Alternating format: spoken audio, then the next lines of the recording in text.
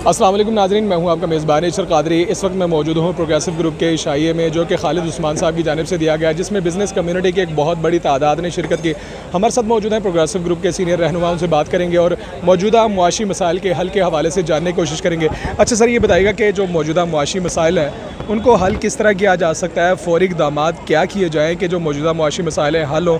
और खालिद उस्मान साहब ने आज एक शानदार इस्तक़बालिया दिया, क्या कहना चाहेंगे? देखें जी, प्रोग्रेसिव ग्रुप के ज़ेर तमाम जो प्रेसिडेंट हैं हमारे, उन्होंने इस इशाइये का अहतमाम किया है। इसका फ़ायदा ये होता है कि बिज़नेसमैन इकट्ठे होते हैं तो कंसेंसस डेवलप होता है, मुख्तलिफ़ चीज़ें डिस्कस होती हैं। आपको पता है कि आजकल इकॉनमी जो है ये बड़ा हॉट इशू है, तो बिल्कुल इस तनाज़ुर में देखा जाए तो ऐसी जो है वो अपना डिनर और बिज़नेसमैनों का गेट टुगेदर होना चाहिए। और इसमें हम बैठ कर यही चीज़ें डिस्कस कर रहे हैं कि अभी जो हमारी इकनॉमिक सूरत हाल है इसका हल क्या है। देखिए, मेरी नज़र में इसके 4-5 हल हैं। सबसे पहली बात यह है कि हम $81 बिलियन की इस दफ़ा इंपोर्ट करने जा रहे हैं और $38 बिलियन की हम एक्सपोर्ट करने जा रहे हैं। तो ये जो इतना बड़ा गैप है इसको कौन पूरा करेगा? और इस वक्त मुल्क की जो मुआशी सूरत हाल है, इससे पहले कभी भी इतने हालात ख़राब नहीं थे। अब इसका सिर्फ़ एक हल है, वो ये है कि आप इस मुल्क में ज़्यादा से ज़्यादा इंडस्ट्री लगाएँ। लेकिन यहाँ लोग इंडस्ट्री लगाने से घबराते हैं। यहाँ लोग कहते हैं ये पेट्रोल पंप बना लो, प्लाज़ा बना लें, आप कोई बिल्डिंग लेकर किराए पे चढ़ा दें, या इस कोई शादी हाल बना लें ताकि इजी मनी आए। लोगों को काम करने की आदत नहीं है। दूसरा रीज़न ये है कि लोग इंडस्ट्री लगाने से इसलिए डरते हैं कि यहाँ इंडस्ट्री पर कुछ 54 किस्म के टैक्सेस और डिपार्टमेंट्स हैं जो कि उनको तंग करते हैं।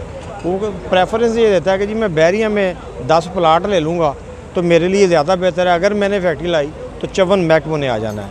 ये एक तो ये मसला है। दूसरा ये है कि हुकूमत को अपने एक्सपेंडिचर कम करने चाहिए। 4 साल पहले जब इमरान खान साहब की हुकूमत गई तो आप देखें कि उस वक़्त हमारे जो टैक्सेस थे, जो टोटल सालाना कलेक्शन वो थी कुछ 3700 अरब रुपये, और इस वक्त हम 62-6300 अरब रुपये इकट्ठे कर रहे हैं। तो भाई ये पैसा कहाँ गया? आप नॉन डेवलपमेंट जो एक्सपेंसेस हैं आप उस पर ये पैसा क्यों खर्च करते हैं? आप उस पर पैसा खर्च करें जहाँ से इस मुल्क की स्टेट को कुछ ना कुछ आमदन होनी है। तो पैसे की जो करप्शन है, चीज़ें हैं, लीकेज प्लीफरेज है, उनको रोका जाए। इसी तरह एक और बहुत बड़ा जुल्म है बिज़नेसमैनों के साथ, वो ये है, देखिए इस मुल्क का एक लॉ है। लॉ ये है कि अगर कोई शहर में रहने वाला आदमी 5 लाख या 5 लाख से ज़्यादा कमाता है तो वो टैक्स देगा। अच्छा, मैं शहर में रहता हूँ, एक बिज़नेस करता हूँ, मैं 5 लाख रुपये से ज़्यादा 6 लाख 7 लाख कमाता हूँ तो मैं उस हिसाब से ऊपर वाली इनकम पे टैक्स देता हूँ। मैं इस मुल्क का शहरी हूँ, मेरा सोर्स ऑफ इनकम जो है वो शहर में रहना या कोई बिज़नेस है। एक इसी मुल्क का शहरी बाशिंदा जो एक देहात में रहता है, जो कि 50% से ज़्यादा आबादी देहात में रहती है, तो उसके लिए ये फार्मूला क्यों नहीं है? हम ये नहीं कहते कि आप ज़राअत पे टैक्स लगाएं, हम ये कहते हैं कि आप एग्रीकल्चर इनकम टैक्स जो है, एग्रीकल्चर इनकम पे टैक्स लगाएं, उसको भी यही फार्मूला। अब आपने ये किया, जुल्म किया है कि आपने 50 से 60% आबादी को तो टैक्स नेट से बाहर निकाल दिया वैसे ही, तो भाई टैक्स कहाँ से आएगा?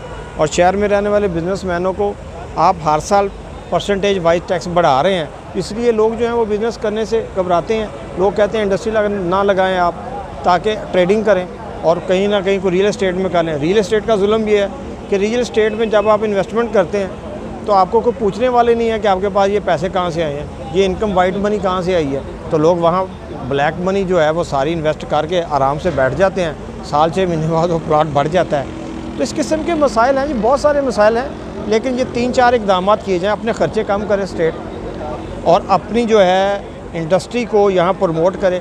इंडस्ट्री को जो मुख्तलिफ ज़रिए से आप लोग तंग करते हैं सरकारी महकमे, उनको बंद किया जाए। कॉस्ट ऑफ डूइंग बिज़नेस और ईज़मेंट ऑफ डूइंग बिज़नेस पे काम किया जाए।